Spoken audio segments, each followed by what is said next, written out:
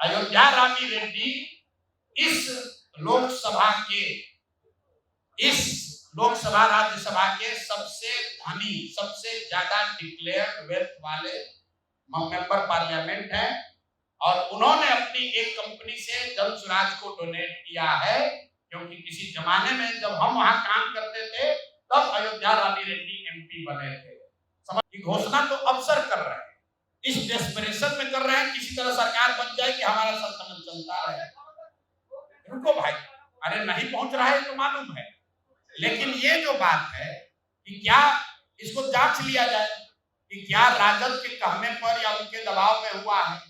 तो भाई राजद पिछले 10 वर्षों में 3 वर्ष तो तेजस्वी यादव खुद ही डिप्टी सीएम थे, तो अगर उनको वृद्धों के, विकलांगों के, विधवाओं के पेंशन की चिंता थी तो जब वो डिप्टी सीएम थे तो 400 से बढ़ाकर 450 क्यों नहीं किया। हम जब यहाँ 2015 में थे तो हमें इसकी जानकारी नहीं थी। जब मैं पदयात्रा में गया, मुझे ये सामने दिखा, तब मैंने ये बात कहनी शुरू की। हमको जो नहीं मालूम है हम पहले कहते नहीं मालूम है। 2015 में हमने बहुत घोषणा कराई, लेकिन पेंशन की बात हमने नहीं की थी, क्योंकि प्रशांत किशोर को नहीं मालूम था कि नीचे 400 रुपए पेंशन मिलता है और इससे इतनी लोगों की परेशानी है। अशोक चौधरी पर सीधा इल्जाम लगा रहे हैं कि ये 200 करोड़ रुपए का नामी बेनामी प्रॉपर्टी इन्होंने खरीदा है। उसमें जब जांच के क्रम में जो पेपर आए उसमें इस ट्रस्ट का नाम बड़े पैमाने पर दिख रहा है।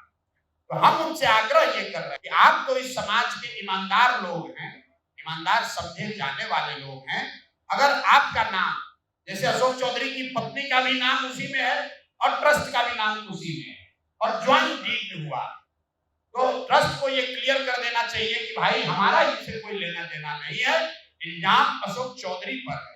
ट्रस्ट को सूचिता के हिसाब से ये मोरालिटी है कि न्यास के लोग, चूंकि वो बहुत बड़े लोग हैं, उनको ये क्लियर कर देना चाहिए कि हम लोग का इनसे कोई लेना देना नहीं है। आप पहले आपका भी ट्रेनिंग आरएसएस में हुआ है, आपको उत्तर दे देते हैं। जिस संजय जैसे बोले ना कि आपको समझ में नहीं आएगा और आपके नेताओं को भी समझ में नहीं आएगा, जिस राम सेतु पुल की वो रामकी की बात कर रहे हैं, भैया सब लोग नोट कीजिए, हमको संजय जायसवाल पूछते हो। राम की जो है अयोध्या राम रेड्डी इस संसद में डिक्लेयर्ड देश के सबसे ज्यादा पैसे वाले सांसद हैं, जिनका डिक्लेयर्ड वेल्थ संसद के रिकॉर्ड में देख लेना 750 करोड़ है। कितना है? 750 करोड़। तो जो डोनेशन है वही अयोध्या राम रेड्डी ने दिया है। जो मैं बात रोज करता हूं कि हमको पैसा वो देते हैं जिनको हमने कभी मदद की है, और अयोध्या राम रेड्डी वाईएसआरसीपी के एमपी। जब आते हो ना, आधा सुनो मेरी बात, अरे सुनो ना यार, तो तुम सवाल किए बिना तैयारी के हम उत्तर दे रहे हैं, सुन लो। तुम भैया हो संघ के पत्रकार, सुनो तो मेरी बात, तुम संघ के पत्रकार हो, सब लोग देखो हंस रहा, तो सवाल लाए तो उसका उत्तर सुन लो। अयोध्या रामी, सुन तो लो भाई, अयोध्या रामी रेड्डी इस लोकसभा राज्यसभा के सबसे धनी, सबसे ज्यादा डिक्लेयर्ड वेल्थ वाले मेंबर पार्लियामेंट हैं और उन्होंने अपनी एक कंपनी से जन स्वराज को डोनेट किया है, क्योंकि किसी जमाने में जब हम वहां काम करते थे तब अयोध्या रामी रेड्डी एमपी बने थे। समझ में आ गया? यही बोले थे ना कि हिंद महासागर में डूबोगे ना तो उसी में निपट जाओगे।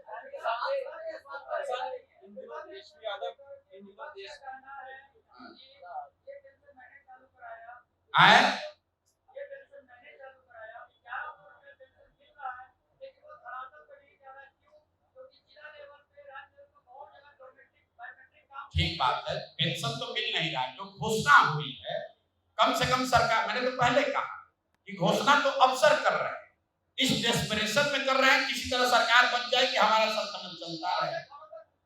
रुको भाई, अरे नहीं पहुंच रहा है तो मालूम है, लेकिन ये जो बात है कि क्या इसको जांच लिया जाए कि क्या राजद के कहने पर या उनके दबाव में हुआ है।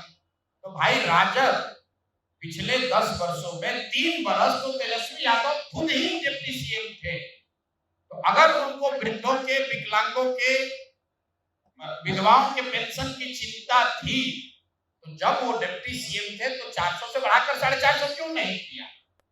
आज क्यों ध्यान में आ रहा है? ये पेंशन की बात अगर आप गंभीरता से समझना चाहते हैं, बिहार में इसकी चर्चा ही सबसे पहले प्रशांत किशोर ने की है।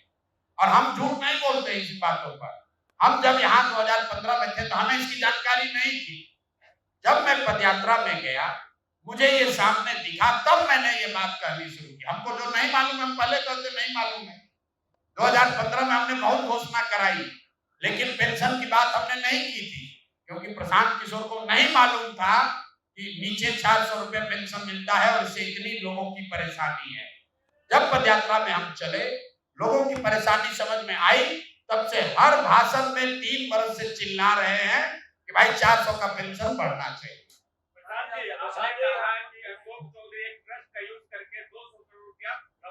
ये नहीं हो रहे, ये सब आपके। मैंने जो कहा कि अशोक चौधरी ने पिछले 2-3 वर्षों में करीब 200 करोड़ रुपए की प्रॉपर्टी खरीदी है। उस प्रॉपर्टी के खरीदने वालों में एक ऐसे ट्रस्ट का नाम है जिसका हम लोग बहुत सम्मान करते हैं। मैंने जो कहा आप सुने नहीं, किशोर कुणाल जी का मैं बहुत सम्मान करता हूं। उनकी पत्नी उस ट्रस्ट की ट्रेजरर है और जियालाल आर्या उस ट्रस्ट के चेयरमैन हैं, जो यहाँ के बहुत ईमानदार। देखिए, मैं उस ट्रस्ट पे टिप्पणी नहीं करना चाहता हूं, क्योंकि मेरा अभी भी सुनिए, वो ट्रस्ट एक्ट जो है वो केंद्र सरकार का मामला है। हम सरकार में आएंगे क्या करेंगे वो बात की बात है। हम इतनी बात कर रहे हैं कि अशोक चौधरी पर सीधा इल्जाम लगा रहे हैं कि ये 200 करोड़ रुपए का नामी बेनामी प्रॉपर्टी इन्होंने खरीदा है। उसमें जब जांच के क्रम में जो पेपर आए, उसमें इस ट्रस्ट का नाम बड़े पैमाने पर दिख रहा है। तो हम उनसे आग्रह ये कर रहे हैं कि आप तो इस समाज के ईमानदार लोग हैं, ईमानदार समझे जाने वाले लोग हैं।